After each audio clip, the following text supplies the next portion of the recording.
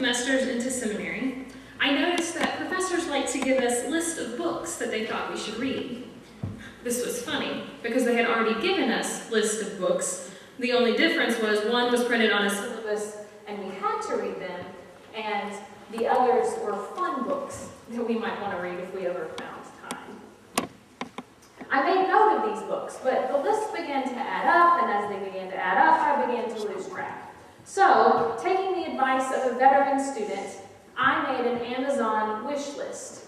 Now, an Amazon wish list is a thing on Amazon.com where you can keep a running list of all the things that you would like to have. So you title your list so that if somebody wanted to give you something, they could go online and look it up, and then they would know what toy, book, or gadget to get you. I did not share my list with anyone, but carefully kept it for use later. I made sure to title this book cleverly, I thought. Someday I would need that list, but not now. And so I titled this list, Someday I Will Graduate. And at that time, someday seemed like forever away.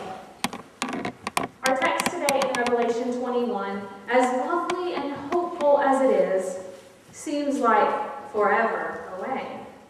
John writes of his vision of a new heaven and a new earth, of a new Jerusalem where God dwells with God's people, a place where a real, fleshy, Emmanuel God will wipe away our tears with his tender hand and then do away with the need to cry altogether, putting an end to death, crying, mourning, and pain with the passing of the sea.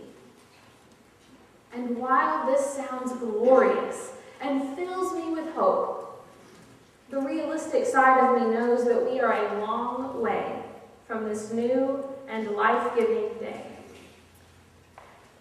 No matter where we look, it is clear that we are still living with the first things.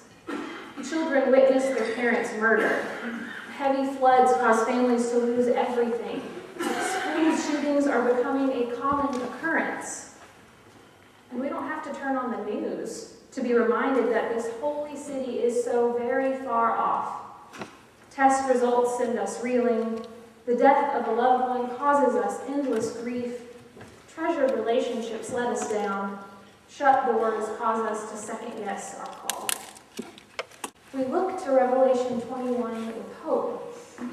We dream of a new day thinking, someday, someday. But that someday seems like forever away.